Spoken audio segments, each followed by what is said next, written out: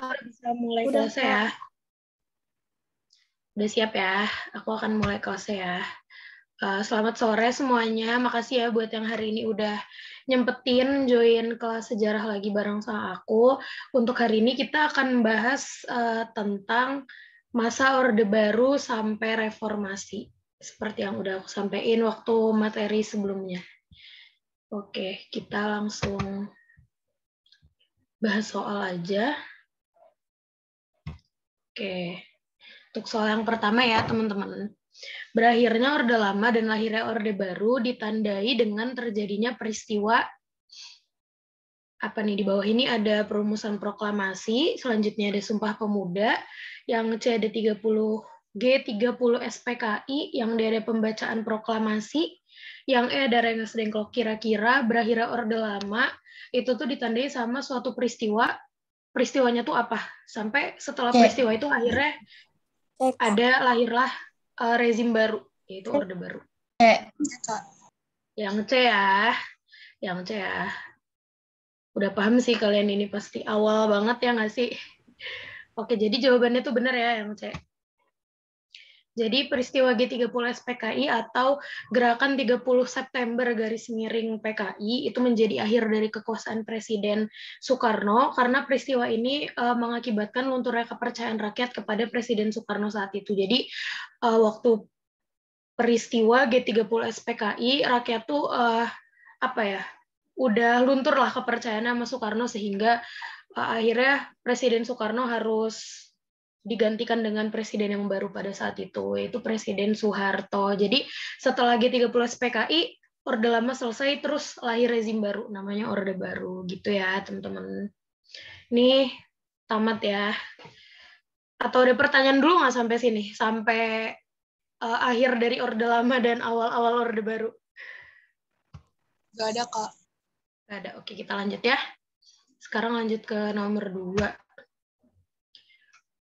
Front Pancasila didirikan pada tanggal yang A ada 10 Maret 1968, yang B 26 Oktober 1965, yang C 16 Oktober 1965, yang D 17 Agustus 1945, yang E 16 Agustus 1965. Kalian bisa highlight tahunnya aja. Jadi di sini kan yang A sampai yang E itu tahun yang sama, cuman ada option B sama C nih. Sama E.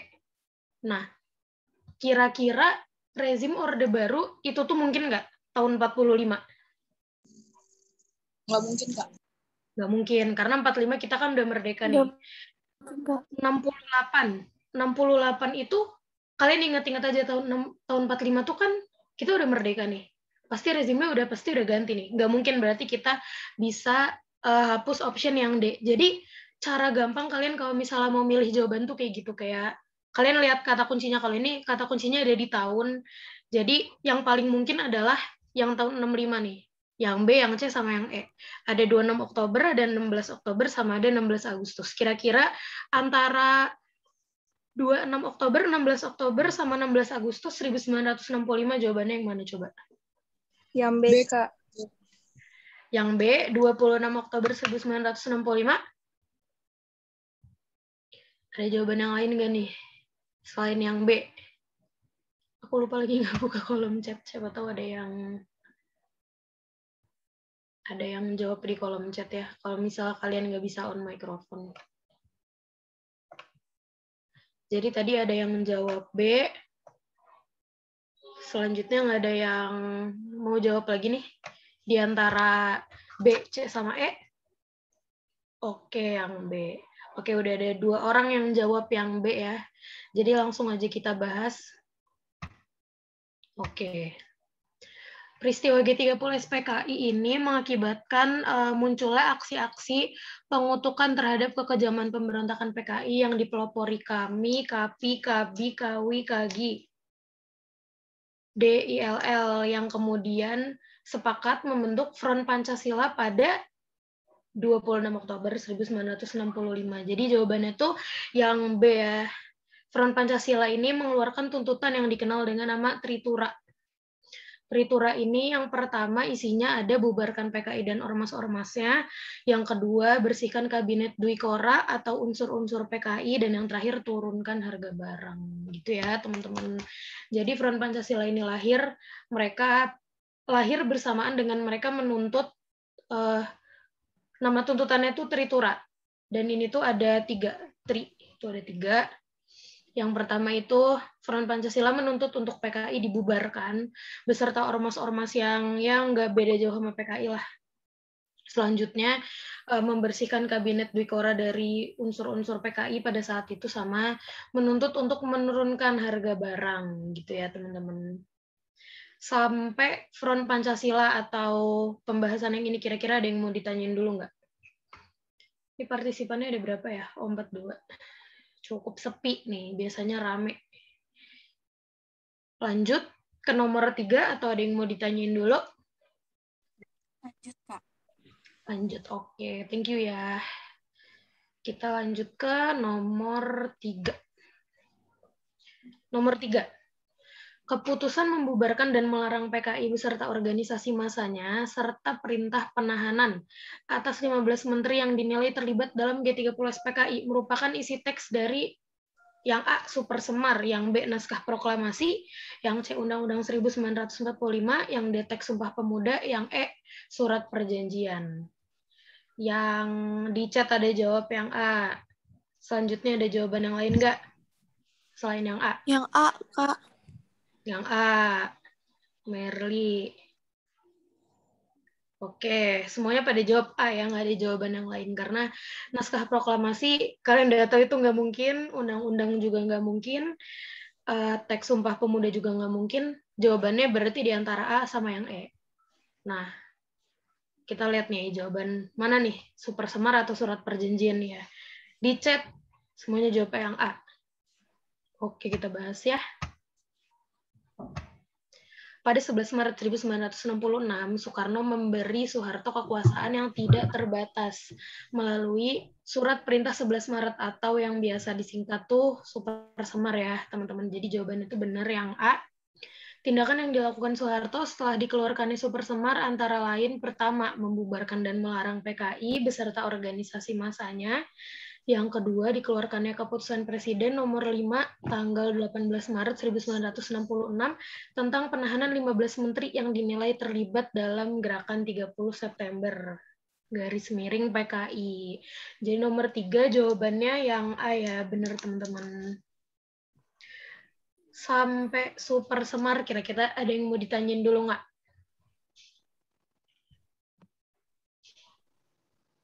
Kita lanjut.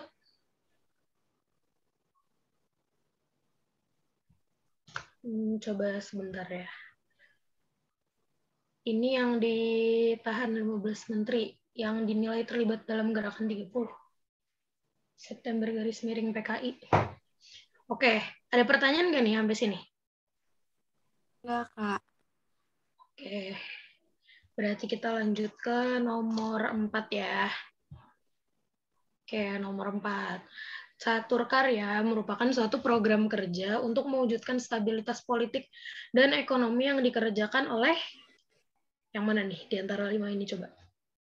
Presiden dan Wakil Presiden, Menteri, TNI, Kabinet Dwi Kora, atau Kabinet Ampera. Kalian bisa screening nih, mana ya jawaban yang paling nggak mungkin dikeluarkan untuk mewujudkan stabilitas politik dan ekonomi. Di antara semuanya yang paling nggak mungkin yang mana coba? Yang mungkin C. Yang Yang C paling nggak TNI. mungkin. C, Kak. Yang D nggak mungkin karena Kabinet Dwi Kora juga udah runtuh ya mungkin pada saat itu. TNI nggak mungkin, Kabinet Dwi Kora nggak mungkin. Berarti option yang paling rasional adalah yang A, B, sama E. Kira-kira jawabannya yang mana nih? A. Yang A, Presiden dan Wakil Presiden. Oke, ada jawaban yang lain nggak? Catur Karya, tentang Catur Karya. Yang B, Menteri. Oke, kunci. Ada yang jawab A, ada yang jawab B. Oke, ada lagi nggak nih? Nggak ada yang jawab E nih. Oke, ada yang jawab di chat 2 orang ya. Oke, karena udah ada yang jawab A, ada yang jawab B, ada yang jawab E. Rata semuanya ya. Kita bahas langsung nomor 4. Oke. Kabinet Ampera dilantik pada tanggal 28 Juni 1966 dengan tugasnya yang dikenal sebagai Dwi Dharma, yaitu melaksanakan upaya stabilisasi politik dan ekonomi serta programnya yang disebut Catur Karya. Jadi jawabannya yang nomor 4 itu yang E ya, teman-teman. Jadi Kabinet Ampera tuh pada saat 28 Juli 1966 dilantik tuh orang-orang yang ada di dalam kabinet, terus mereka ditugaskan untuk melaksanakan upaya stabilisasi politik dan ekonomi serta programnya itu disebut Catur Karya. Jadi satu kabinet nih, tugasnya satu kabinet, dan kabinetnya ini namanya Kabinet Ampera gitu ya teman-teman. Jadi untuk yang nomor 4 jawabannya yang E. Begitu. Sampai sini ada pertanyaan? Cukup? Lanjut, Kak. Oke, lanjut ya. Kita ke nomor 5. Oke. Berikut ini yang merupakan pemulihan kehidupan politik luar negeri pada masa pemerintahan Orde Baru yang benar. Yang benar nih. Dari tadi kan aku nanyain, mana nih yang salah buat kalian screening, buat kalian nggak pilih tuh optionnya, sedangkan yang ini benar-benar yang bukan. Yang benar. Maksudnya berarti salah satu yang benar. Dari yang bukan di sini ada 5 nih. Ada penyederhanaan fusi atau partai politik menjadi, waktu itu ada 3 ya. Ada PDI, ada P3, sama ada Golkar. Kamu bertanya, bentar ya aku buka chat dulu. Materi ini materi kelas berapa ya? Jadi kalau misalnya materi yang aku bawain itu materi secara keseluruhan yang nanti mungkin akan masuk gitu ke dalam mata pelajaran sejarah buat kalian SBM. Jadi kemarin-kemarin ada aku bahas penjajahan Belanda, penjajahan Jepang, terus disintegrasi bangsa, jadi mencakup semua ya. Semoga terjawab ya pertanyaannya yang di chat nanya ini materi berapa. Oke, di chat udah ada yang jawab. Yang B, membubarkan dan melarang PKI dan ormas-ormasnya. Pemulihan kehidupan politik luar negeri. Yang C, melaksanakan politik luar negeri bebas aktif yang D, membentuk Dewan Stabilisasi Ekonomi, yang E, menempatkan ABRI dalam posisi dui fungsi. Coba, kata kuncinya memulihkan kehidupan politik luar negeri. Jadi pas itu politik luar negeri Indonesia kan cukup kacau nih. Nah, pada saat Orde Baru ada pemulihan kehidupan politik luar negeri. Kira-kira mana sih yang paling berhubungan nih di antara 5 ini? Ada penyederhanaan partai politik, ada membubarkan dan melarang PKI, melaksanakan politik luar negeri bebas aktif, membentuk Dewan Stabilisasi Ekonomi, atau menempatkan ABRI dalam posisi dui fungsi. Kira-kira yang paling berhubungan sama apa yang luar negeri banget gitu di antara 5 ini? Oke, tadi ada yang jawab B. Sekarang C. Nah, di antara 5 ini yang benar itu yang C ya. Karena sisanya yang A, penyederhanaan partai politik menjadi PDI, P3, golongan karya, itu ruang lingkupnya masih Indonesia. Jadi urusan sama luar negeri nggak gitu banyak gitu. Kayak luar negeri mungkin nggak gitu peduli nih tentang penyederhanaan politik kan. Terus membubarkan dan melarang PKI, itu juga ruang lingkupnya masih di Indonesia juga. Nah, yang C ini melaksanakan politik luar negeri bebas aktif ya. Jadi jawabannya benar yang C, membentuk Dewan Stabilisasi Ekonomi, juga ruang lingkupnya masih Indonesia, menempatkan ABRI dalam posisi dui fungsi, juga ruang lingkupnya masih Indonesia gitu ya, teman-teman. Ada pembahasannya di sini.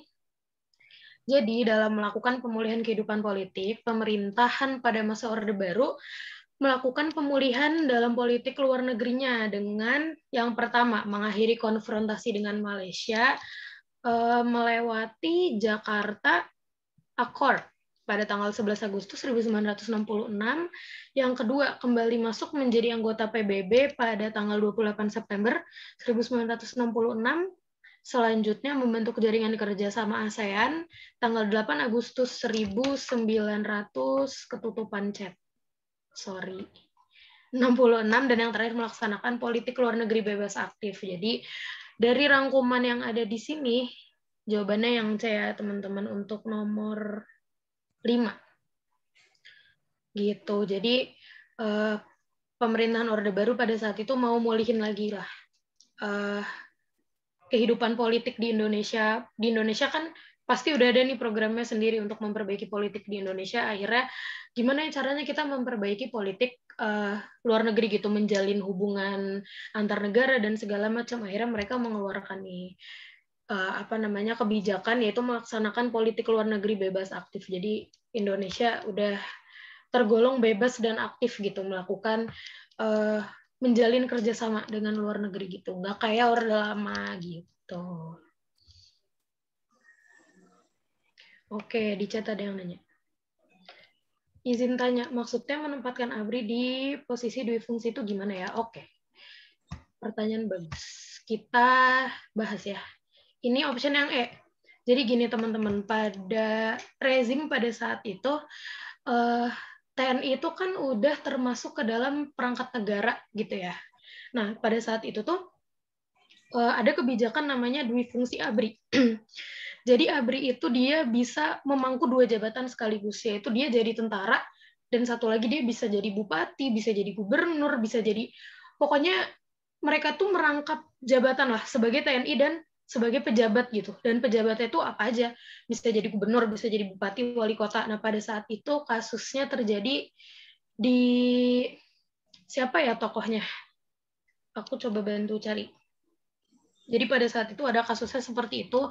Nah, kan menimbulkan keresahan masyarakat ya, kayak kenapa sih kan ABRI dulu sebelum jadi TNI ya namanya ABRI, kan dia udah jadi pejabat nih, kayak mereka udah punya jabatan atau apa ya, kerjaan lah gitu yang mungkin layak menghidupi mereka, tugas-tugasnya juga udah cukup berat, terus mereka ngerangkap jabatan sebagai perangkat negara gitu, gubernur apa segala macam kayak gitu-gitu, kan rakyat pasti mikirnya pertama nanti kerjanya nggak fokus karena fokus mereka terbelah menjadi tentara dan menjadi perangkat negara. Selanjutnya juga nanti nggak ada space nih buat orang-orang yang mau memimpin gitu pada saat itu. Jadi dui fungsi itu sebuah kebijakannya di mana TNI pada saat itu atau ABRI dia dibolehkan merangkap jabatan selain jadi ABRI pada saat itu gitu ya. Marisa yang nanya ke aku tadi direct message, gimana Marisa, terjawab nggak jawaban aku?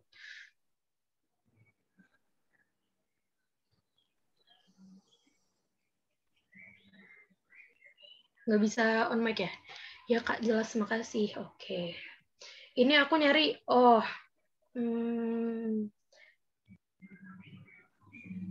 jadi kalau berdasarkan Mbah Google ya, di dui fungsi ABRI pada saat itu, Abdul Haris Nasution katanya.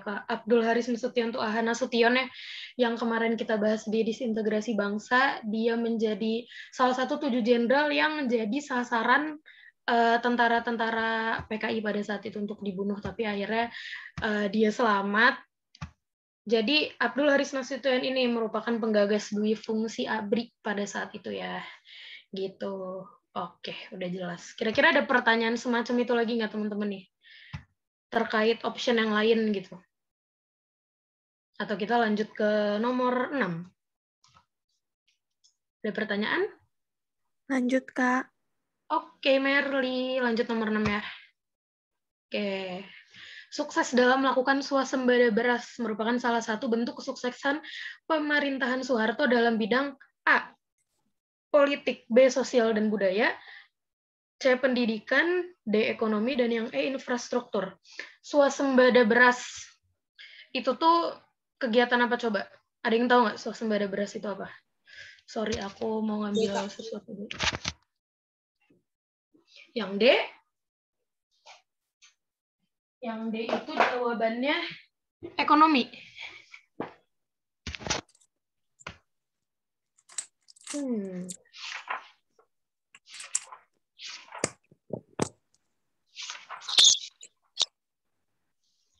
Yang D ya, nggak ada yang jawab yang lain ya? Berarti tamat semua kalian ya. Ini tentang swasembada beras. Kita langsung bahas aja ya, karena di chat udah rame yang di. Oke. Pemerintahan Soeharto telah menghantarkan kemajuan Indonesia dalam bidang ekonomi dengan berhasil dalam yang pertama, perkembangan GDP per kapita Indonesia yang pada tahun 1968 hanya AS dolar 70 AS dolar, dan pada 1966 telah mencapai lebih dari 1.000 AS dolar atau sekarang US dollar. Gitu. Selanjutnya, sukses mengendalikan laju inflasi. Itu waktu pemerintahan Soeharto kan sempat ada inflasi ya, lumayan tuh. Nah, sama Soeharto dinaikin lagi tuh. Jadi mengendalikan laju inflasi. Kalian pasti udah belajar ekonomi kan dan akuntansi, pasti kalian paham sama inflasi ya. Kan nanti PPT-nya di-share ya. Tenang ya. Sekarang aku udah belajar dari kejadian yang kemarin-kemarin. Aku nggak akan nunda nge-share PPT lagi. Kan nanti aku share di grup Telegram ya. Dan yang terakhir, sukses melaksanakan swasembada beras atau revolusi hijau di tahun 1984 gitu, teman-teman. Jadi buat yang jawab D, bener ya. Nomor 6 itu jawabannya D gitu. Sorry ya kalau aku rada gimana gitu. Aku tadi pagi habis vaksin, guys. Jadi agak apa ya? Ngap gitu. Habis vaksin langsung tidur. Oke, ada pertanyaan nggak? Wah, thank you, kalian juga semangat loh. Jangan lupa vaksin ya, biar bisa jalan-jalan lagi. Tentang swasembada beras atau tentang pemerintahan Soeharto ada nanti. Ada pertanyaan dulu nggak? Oke, keren yang udah vaksin. Good job. Lanjut? Atau ada pertanyaan dulu? Yang nomor 6D ya, jawabannya benar tadi. Lanjut, oke. Kita ke nomor 7. Oke. Salah satu kebijakan di bidang hukum pada masa pemerintahan B.J. Habibie yang tertuang dalam Undang-Undang Nomor 9 Ketutupan. Bentar, 9. Oh, 9 dong.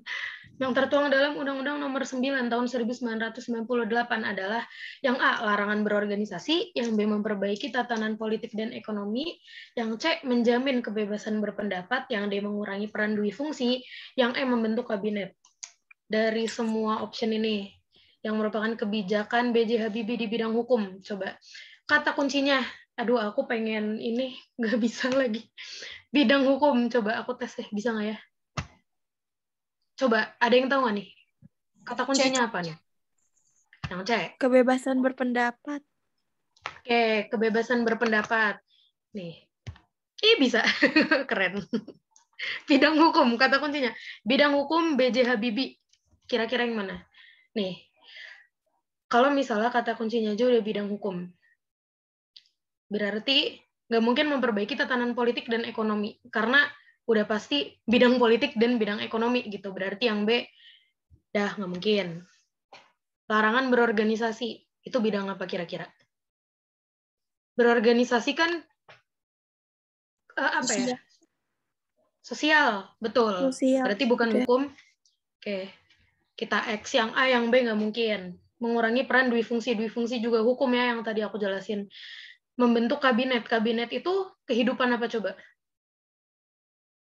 Politik. Jadi antara C sama D. Dan tadi semuanya udah jawab C. Dah paling keren dah kalian. Ya, jadi jawabannya itu yang nomor 7. Itu yang C. Betul.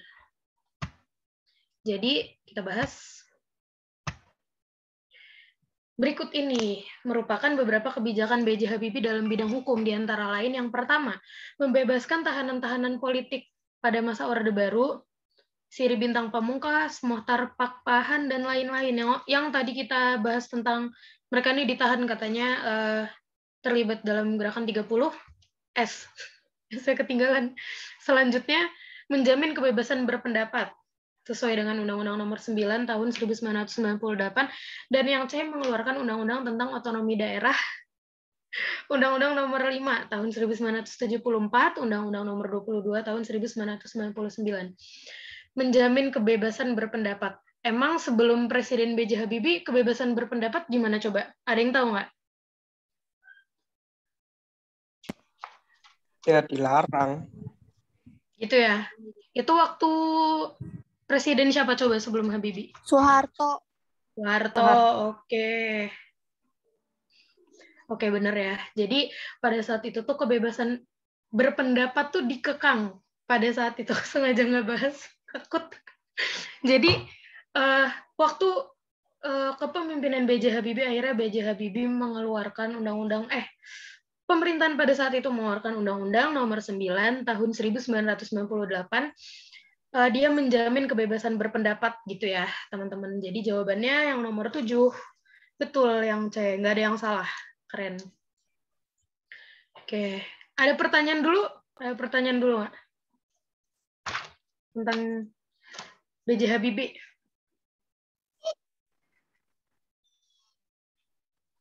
Putri on microphone nih, mau nanya atau kepencet? Kepencet. Oke. Kita lanjut nomor 8 ya kalau gitu. Oke.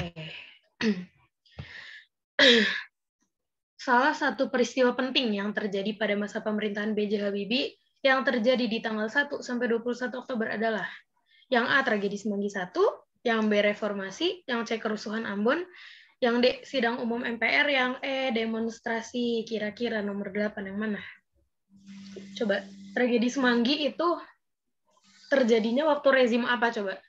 Kan B.J. Habibie berarti udah masuk ke rezim ini nih. Yang A. Yang B, reformasi. Reformasi itu bukan sebuah tragedi ya, reformasi itu masuknya ke rezim. Jadi yang B, dah nggak mungkin jawabannya yang B. Yang C, kerusuhan Ambon. Yang D, sidang umum MPR. Yang E, demonstrasi. Apa nih, di chat rame nih. Oke, yang A. Ya, jangan ngikut jawabannya. Coba, ada yang lain nggak? Kata siapa tuh? Jangan ngikutin jawabannya. Belum ada yang bener nih. Tapi jangan ngasal juga sih. Coba kalian agak screening nih. Kan B.J. Habibie itu udah reformasi nih. Reformasi 1900 berapa coba? Belum kujelasin lagi tadi. Reformasi tahun berapa coba? Yang tahu nggak? Atau ketik aja di kolom chat kalau nggak mau on mic. So, ada yang tahu reformasi tahun berapa? 98, good. Reformasi itu tahun 98. B.J. Habibie menjabat tahun berapa coba? B.J. Habibie. Itu emang tahun segitu, gitu. Jadi, tragedi Semanggi termasuk apa enggak? Kerusuhan Ambon, demonstrasi juga demonstrasi apa ini maksudnya, gitu. Sidang umum MPR? Emang sidang umum MPR? Ini ya, gitu misalnya. Yang B, reformasi. Terus, nggak ada jawaban lain nih? Kita bahas aja deh ya. Kita bahas aja nomor 8. Oke. Pada 1 sampai 21 Oktober 1999 diselenggarakan sidang umum MPR. Pembahasannya antara lain yang pertama, menolak pidato pertanggungjawaban Habibie yang berakibat Habibie tidak bisa mencalonkan diri sebagai presiden di periode berikutnya. Yang B, memilih Gus Dur sebagai presiden dan Megawati sebagai wakil presiden. Dan Akbar Tanjung sebagai ketua DPR pada tahun 1999. Jadi dari ringkasan yang ini, jawabannya yang mana coba? Nomor 8. Sidang umum MPR. Sidang umum MPR, betul ya. Jadi buat yang tadi jawab tragedi Semanggi, reformasi, kerusuhan Ambon nggak ada, demonstrasi, itu masih salah ya, teman-teman. Jadi untuk nomor 8, jawabannya yang D ya, yaitu terjadi sidang umum MPR pada tanggal 1 sampai 21 Oktober. Cukup lama tuh pada saat itu sidang umum MPR. Jadi buat teman-teman yang nanti pengen kuliahnya ke hukum atau apapun yang berbau hukum, kayak aku juga di PKN gitu, nanti kalian akan belajar sidang gitu emang lama banget nih, ini aja dari 21 hari gitu sidang umum ya gitu. Jadi nomor 8 jawabannya bener ya yang D ya. Lanjut, ada pertanyaan? Oke, ada pertanyaan di kolom chat. Sidang umum emang cuma 1 kali doang Kak pas masa itu? Gimana ya jawabnya? Jadi gini teman-teman, sidang umum itu, jadi sidang tuh banyak ya. Ada sidang paripurna, pasti kalian pernah dengar tuh di berita. Sidang paripurna, sidang pleno, sidang umum, sidang pengantar, segala macam. Sidang umum itu biasanya dilakukan emang cuma sekali. Satu periode tuh 1 kali. Jadi mungkin pada saat itu ya, di tanggal 1 sampai 21 Oktober, jadi kegiatan sidang tuh ngapain sih? Kegiatan sidang tuh jadi ngebahas draft. Ada namanya satu dokumen namanya draft sidang, itu tuh dibahas satu persatu gitu. Nah, rentan waktu dari tanggal 1 sampai 21 Oktober, B.J. Habibie ini pidato nih. Mungkin ini kali yang bikin lama, pidato B.J. Habibie itu ditolak gitu. Terus mungkin terjadi adu argumentasi dan segala macam kayak gitu-gitu. Jadi lama. Nah, pertanyaannya sidang umum memang cuma 1 kali doang Kak pas masa itu. Cuma sekali doang. Pada masa itu. Selanjutnya banyak sidang umum sidang umum MPR keberapa gitu. Tahun ini sidang umum MPR itu berarti yang keberapa ya? Sekarang Jokowi udah 2 periode. Sekian lah, sidang umum sekian gitu ya. Namanya kamu ini deh, Zaka Liando. Gimana? Jelas nggak yang jelas lah intinya iya gitu, jawaban aku iya doang gitu ya. Jelas lah pasti jawaban aku. Ada yang mau ditanyain lagi nggak, Zaka? Atau teman-teman yang lain ada yang mau nanya dulu nggak? Jelas? Lanjut? Kalau ada pertanyaan? Oke, jelas. Jelas ya teman-teman ya. Kalau ada pertanyaan, misalnya kalian baru kepikiran nanti, boleh. Lanjut. Oke, thank you. Nomor 9. Cepet juga lagi hari ini. Keren deh kalian. Pada 20 Oktober 1999, MPR melakukan sidang untuk memilih presiden dan wakil presiden yang baru. Yaitu, kalau salah aku sentil, barusan dibahas. 20 Oktober. C. Siapa yang jawab, C?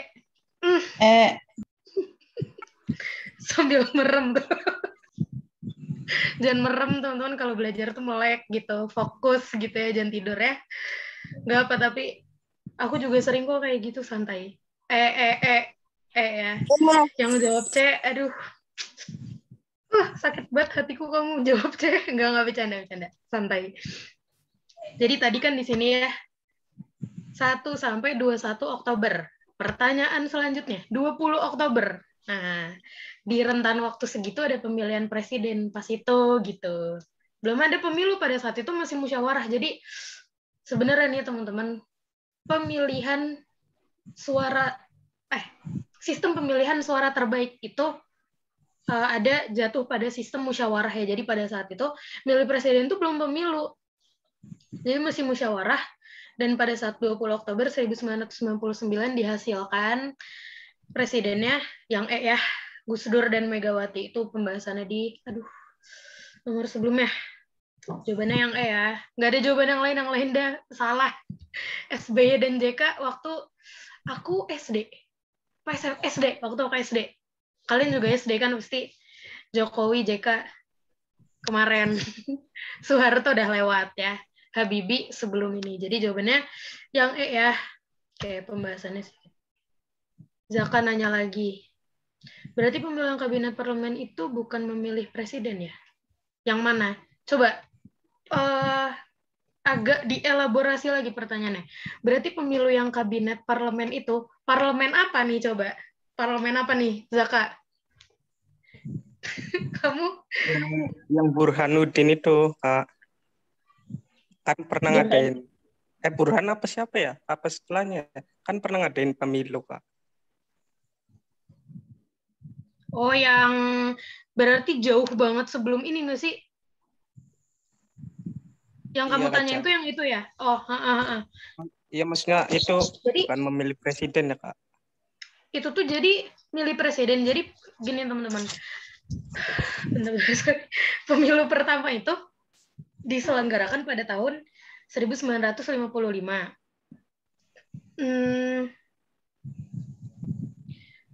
Ini merupakan pemilu yang pertama dalam sejarah bangsa Indonesia. Waktu itu Republik Indonesia berusia 10 tahun. Jadi 1955 tuh pemilihan umum presiden. Cuman nih di rangkuman aku di tahun 1999 ini ya, di mana terjadi sidang umum MPR ini. Kenapa milih presidennya nggak pemilu? Karena pada saat itu ada, coba. Jadi B.J. Habibie ini kan, aduh, sorry, lemot.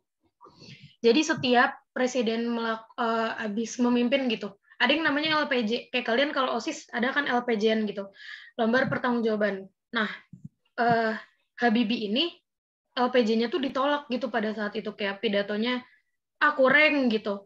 Nah, akhirnya pada saat itu pemerintahan yang di tahun 1999 atau rezim awal-awal reformasi itu, udah kita musyawarah aja deh nih buat nentuin presiden setelahnya. Karena pas B.J. Habibie ini LPJ-nya aja jelek gitu. Jadi kayak udah kita musyawarah aja gitu. Akhirnya pada saat itu dipilihlah dua manusia ini ya, Ibu Megawati, Bapak Abdurrahman Wahid dan Ibu Megawati Soekarno Putrinya sebagai wakil, seperti itu. Jadi sebenarnya milih presiden kok, dan udah milih DPR belum ya pada waktu itu? Sebentar.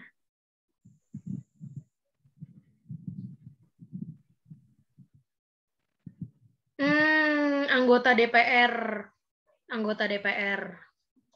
Betul. Keren deh kamu, Zaka. Gitu ya. Jadi itu anggota DPR, milih anggota DPR pada saat itu sampai akhirnya tahun ini. Berarti pemilu lagi tahun berapa dong? Terakhir kita pemilu 2019. Bentar. 2019 bukan sih? Iya. Terus kita pemilu lagi tahun berapa coba? 2024. Oke, 2024. Betul ya. Itu juga kan kita pas yang berarti kalian belum nyoblos ya 2019 itu. Aku udah nyoblos. Itu pemilihannya banyak banget, sumpah. Presiden, DPR, DPRD, berapa lembar suara gitu pada saat itu. Nah, nggak efektif kan pas itu. Jadi akhirnya pokoknya banyak evaluasian lah. Jadi nggak tahu nih 2024 nanti bakal sama DPR juga apa enggak gitu. Nah, ini ringkasannya terpilihnya Gus Dur, Bapak Gus Dur dan Ibu Megawati sebagai presiden dan wakil presiden pada sidang umum. Jadi benar ya teman-teman, yang nomor berapa tadi? 9 ya? Ya, nomor 9 itu jawabannya yang begitu ya. Ada pertanyaan lagi nggak? Sampai Gus Dur. Sampai 1999. Sorry. Sampai tahun 99. Cukup atau lanjut? Lanjut dong. Oke, diem. Berarti kita lanjut ya. Oke, kita lanjut. Agak panjang soal yang ini. Salah satu kebijakan pada pemerintahan Gus Dur pada bidang politik, garis bawah ya, nih ada kata kuncinya bidang politik dan pemerintahan, adalah yang A, menyeret beberapa mantan pejabat dan pengusaha pada masa pemerintahan Orde Baru ke pengadilan, yang B, membentuk komisi penyelidik pelanggaran HAM, KPP-HAM, untuk mengusut pelanggaran-pelanggaran HAM di Aceh dan Timur Timur. Selanjutnya yang C, ada membentuk Kabinet Persatuan Nasional atau Kabinet Pelangi yang dilantik pada 28 Oktober 1999. Cepet banget ya aku, sorry. Yang D, membentuk Dewan Stabilisasi Ekonomi. Yang E, memperbolehkan kebebasan berpendapat di publik. Yang E, kalian silang. Oke, kenapa bukan jawabannya yang E? Ada yang bisa jelasin?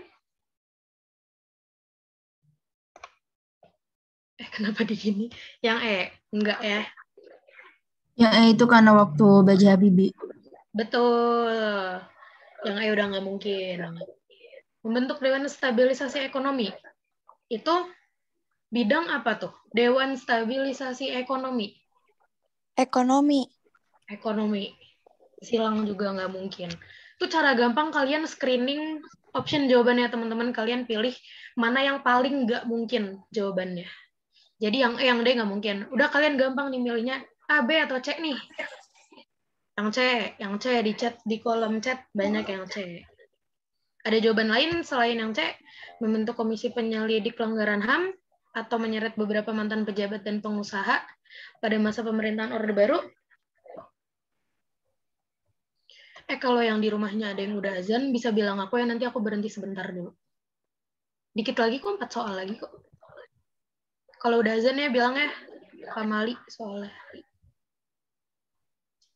Kira-kira ada jawaban lain nggak nih? Nomor 10. Semuanya jawabnya yang C ya. Udah.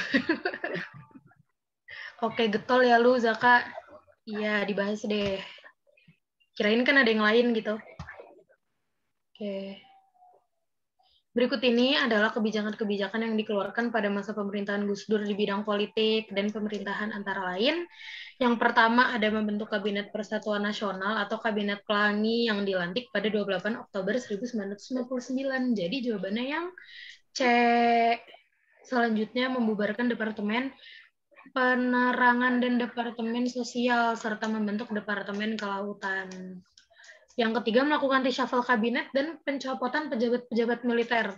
Dah dihapus lagi tuh orang-orang militer dari yang jadi menteri pada saat pemerintahan Gus Dur. Selanjutnya, mengeluarkan pengumuman tentang menteri-menteri Kabinet Indonesia Bersatu yang terlibat dalam KKN. KKN, apa coba ada yang tahu nggak? Coba tulis di kolom chat. Kerja nyata. Mengganti nama Irian Jaya menjadi Papua dan menyetujui pengibaran bendera bintang kejora gerakan OPM pada saat itu dan mencoba menjalin hubungan dengan Israel di tahun 1999. Sampai sini ada yang mau ditanyain dulu tentang kebijakan Gus Dur? Zaka mau nanya lagi nggak? Keren deh, Zaka. Jadi jawabannya nomor 10 itu yang C ya? Enggak, oke. Jutek banget sih. Oke. Oke, pembahasannya di sini ya yang Gus Dur ya. Di tempat aku lagi baru azan nih. Agak skip bentar ya. Pamali soalnya lagi azan, kita nggak boleh berkegiatan dulu. Ada yang nanya di chat. Kak izin bertanya, gerakan OPM itu apa ya? Oke, habis azan aku jawab ya. Kita dengerin azan dulu, siapa tahu ada yang udah azan juga di daerahnya. Kita dengerin azan dulu ya. Buat teman-teman yang non-muslim, mohon maaf ya, menghormati azan maghrib.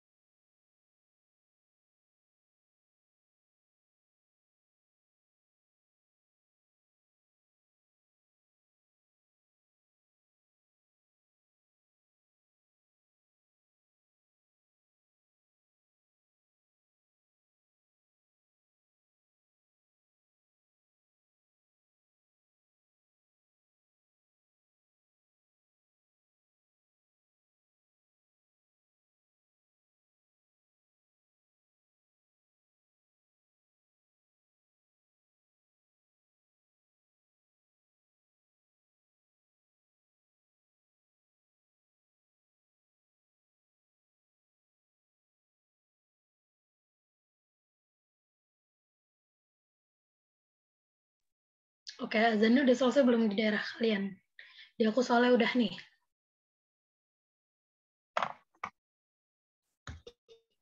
Karena di aku udah, aku boleh lanjut? Mau menjawab pertanyaannya. Siapa tadi yang nanya di kolom chat ya? Marisa. Aku baru azan Kak, jam 5. Berapa? 5.50. Oh baru? Oke. Oke. 2 menit lagi ya kalau gitu. Skip 2 menit.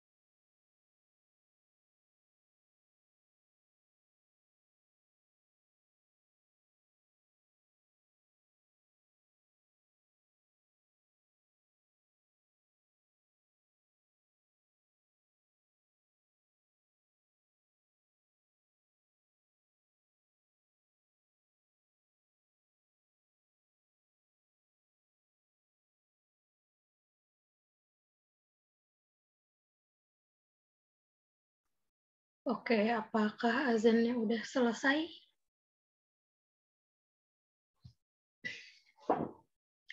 Sudah, Kak. Bisa lanjut ya, kalau gitu. Semoga di daerah-daerah yang lain juga udah selesai ya. Ini dikit lagi teman-teman, habis itu bisa langsung sholat maghrib buat yang muslim ya. 4 soal lagi. Iya, 4 soal lagi. Atau bisa deh 3. Jadi ini udah aku bahas ya. Sekarang berarti nomor 11. Oke, kita lanjut ya ke nomor 11 ya. Pada masa pemerintahan Gus Dur terjadi peristiwa kerusuhan bermotif SARA. SARA tuh pasti kalian udah tahu deh, gak usah nanya aku. Di Poso. Sorry, tadi ada yang nanya ya. Di chat OPM itu apa? Jadi OPM itu merupakan organisasi Papua Merdeka yang singkatannya OPM ya, singkatan dari organisasi Papua Merdeka. Jadi organisasi ini bergerak ya di tahun 1955. Tujuannya itu membantu dan melaksanakan penggulingan pemerintahan yang pada masa ini berdiri di Provinsi Papua dan Papua Barat di Indonesia. Sebelumnya bernama Irian Jaya dan memisahkan diri dari Indonesia serta menolak pembangunan ekonomi di Papua Barat dan Irian Papua. Jadi Papua tuh sebenarnya dia pengen memisahkan diri dari Indonesia. Akhirnya dia mengadakan gerakan organisasi Papua Merdeka. Jadi bahkan sampai hari ini atau kemarin deh aku nonton berita di salah satu channel TV ya teman-teman, itu masih rusuh, masih ada beberapa pembunuhan dan kekerasan gitu-gitu. Jadi emang sampai hari ini ya Papua tuh konfliknya terus bergulir gitu. Mulai dari yang Freeport, terus banyak deh konflik di sana. Jadi OPM tuh organisasi Papua Merdeka tujuannya untuk mereka tuh pengen memerdekakan diri dari Indonesia. Mereka pengen misah gitu karena dirasa Indonesia tuh nggak merhatiin gitu Papua. Begitu Marisa, kira-kira terjawab nggak pertanyaannya? Terjawab, Kak. Makasih. Oke, sama-sama. Lanjut. Udah kebuka lagi tadi.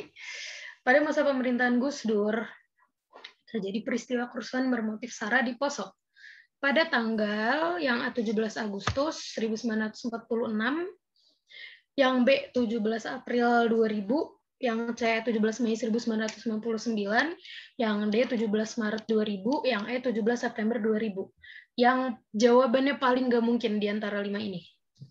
Ada tahun 46. Oke, A sama C tuh udah paling nggak mungkin ya, karena Gus Dur kan udah jadi presiden tuh pada saat itu. Jadi A sama C, C belum.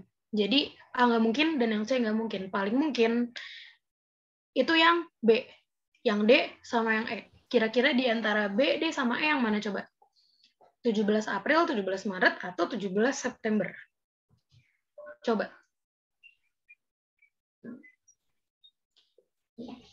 Ada yang tahu jawabannya?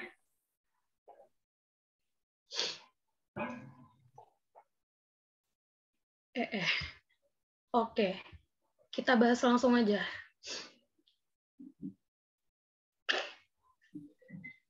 Gak ada yang jawab, mungkin masih azan kali ya. Oke. Kerusuhan Poso atau konflik komunal Poso pada sebutan bagi serangkaian kerusuhan yang terjadi di Kabupaten Poso, daerah Sulawesi Tengah di Indonesia. Peristiwa ini awalnya bermula dari bentrokan kecil antar kelompok pemuda sebelum berkembang menjadi kerusuhan bernuansa agama pada tanggal 17 April 2000. Jadi nomor 11. Pak, jawabannya kok hilang? Apa?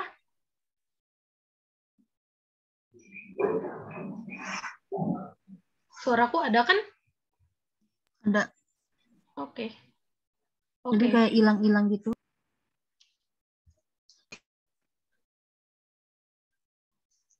Sinyal aku kali ya. Antara sinyal aku atau sinyal kamu berarti. Kayak sinyal aku di IndiHome lagi rada-rada kan dari kemarin. Di rumah aku pakai IndiHome. Kak, slide 21 belum kebaca tadi. Oke, aku ulang ke slide 21 ya kalau gitu. Tadi udah di...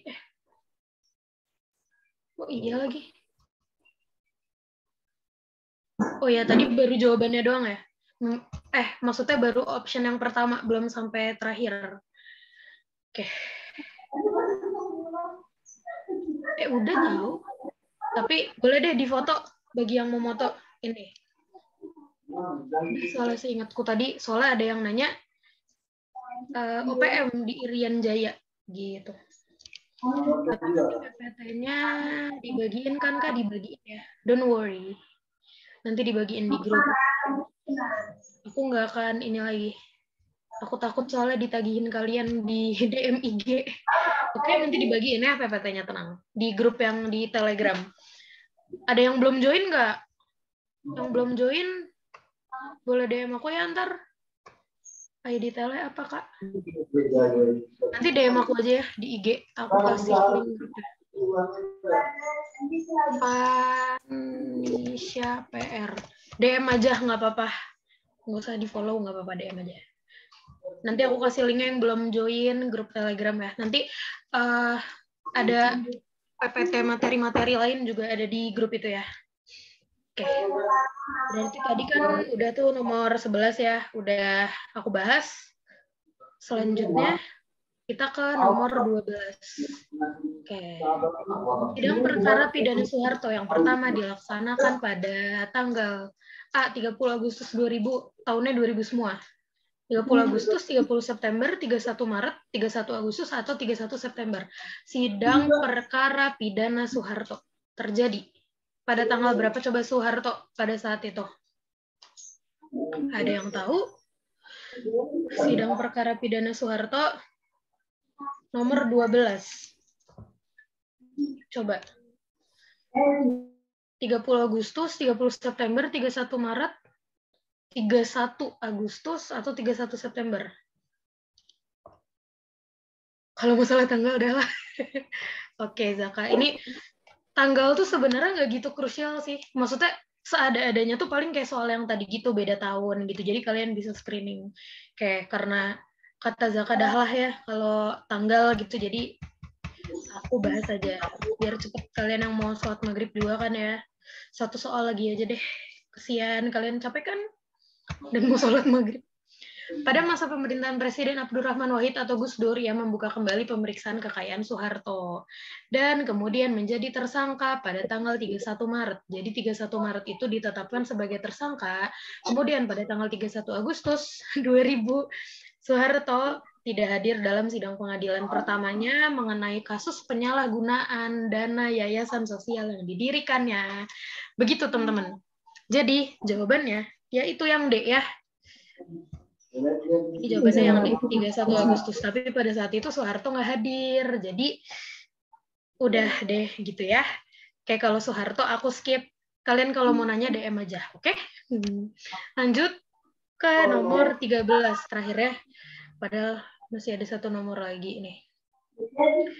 Mau bahas sampai 14 apa 13? Coba mau denger, mau bahas sampai beres atau 13 aja? Kak, Pak Soeharto pada masanya korupsi terus ya? Jangan ditanya, aku takut jawabnya. DM aja ya, sampai nomor 14. Sampai nomor 14, Pak. Oke, berarti sampai nomor 14 ya. Kita cepet aja. Oke. Nomor 13, yang bukan salah satu kebijakan pemerintahan Megawati dalam bidang hukum, yaitu yang bukan salah satu kebijakan pemerintahan Megawati. Yang A, merevisi Undang-Undang Pokok Kekuasaan Kehakiman, bisa dibaca ya, yang di dalam kurungnya. Yang B, melaksanakan pemilu legislatif pada 2004, membentuk komisi yudisial, menjadikan perguruan tinggi UGM, UI, ITB, dan IPB menjadi PT BHMN, Badan Hukum MN-nya lupa, PT BHMN. Yang E, melaksanakan pemilu presiden dan wapres secara langsung dimenangkan oleh Susilo Bambang Yudhoyono dan Yusuf Kala. Pertanyaan Nabila, yang Nabila nanya, Kak, Pak Soeharto korupsi terus ya? DM aja ya ke aku. Ntar aku kasih artikel Quora, kayak pas kemarin disintegrasi bangsa ya, karena itu bukan kehendak untuk menjawab ya. Mohon maaf, nggak bisa dijawab. Oke, thank you. DM ke IG yang tadi. Oke, nomor 13 balik lagi. Nih, yang bukan nih, coba. Yang bukan salah satu kebijakan pemerintahan Megawati, di antara merevisi undang-undang, melaksanakan pemilu, membentuk komisi yudisial, menjadikan perguruan tinggi UGM, UI, ITB, IPB, yang mungkin salah satu dari ini ada inceran kalian ya, pasti ada kan yang mau masuk UI atau ITB, melaksanakan pemilu presiden dan wapres secara langsung. Yang bukan, coba yang mana nih?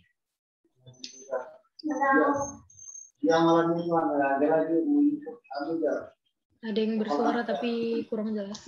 Emang iya yang yang bukan. Oke, kunci.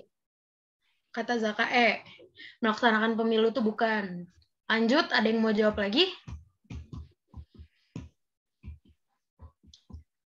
Iya kan politik itu. Coba mana?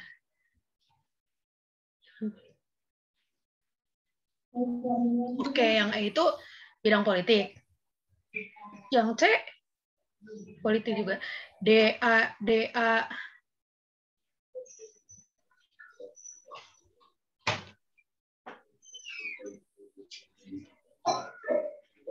Ada yang jawab D, ada yang jawab A. Terus tadi ada yang jawab E. Yang bukan. Ini emang ada yang di bidang politik, ada yang di bidang pendidikan, dan segala macam. Ada yang A, merevisi undang-undang pokok. Oke. Lama ya kita di sini. Yang D. Merly katanya yang D. Baru dia doang yang jawab. Enggak deh. Nazwa juga jawab D. Sama atas ada yang D. Oke, Dewes ya, D. Zaka ganti jawaban ya, tidak ini Anda labil ya. Oke, lanjut. Jadi kebijakannya merevisi Undang-Undang Pokok Kekuasaan Kehakiman, betul. Jadi jawabannya bukan yang A. Melaksanakan pemilu legislatif, itu betul. Jadi jawabannya bukan yang E. Membentuk komisi yudisial, berarti jawabannya bukan yang komisi yudisial, yang C, bukan. Dan yang terakhir, melaksanakan pemilu presiden dan wapres secara langsung.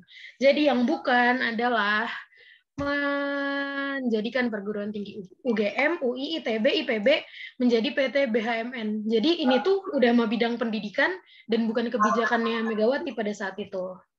Gitu ya. Jadi untuk nomor 13 jawabannya yang D, yang jawab D benar ya. Gitu Zaka, oke.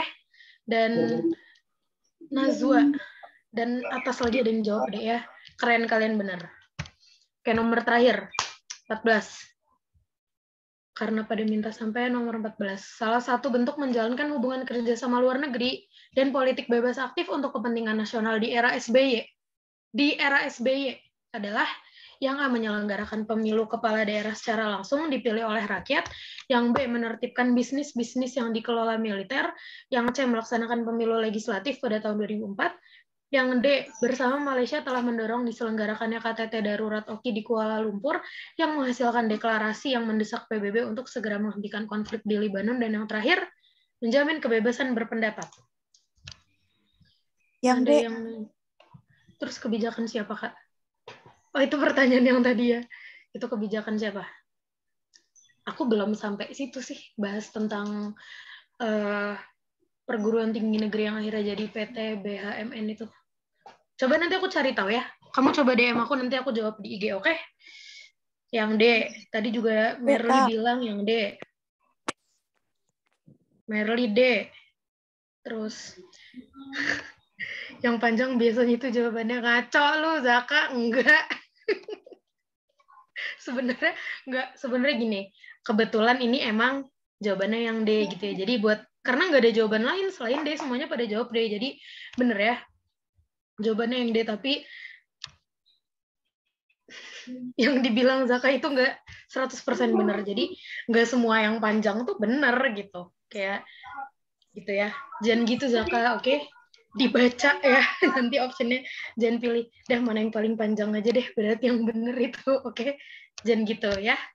Jadi jawabannya benar yang D. Kita bahas sedikit.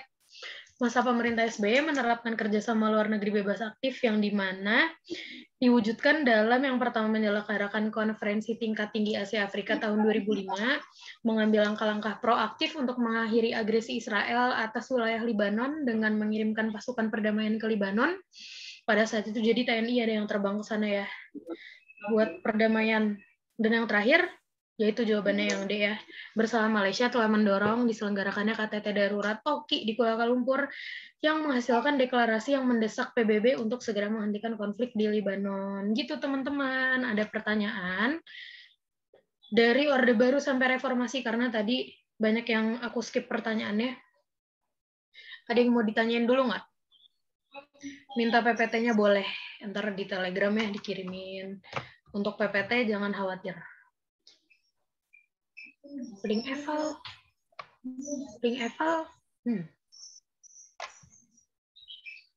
Nanti PPT di-share ya. IG.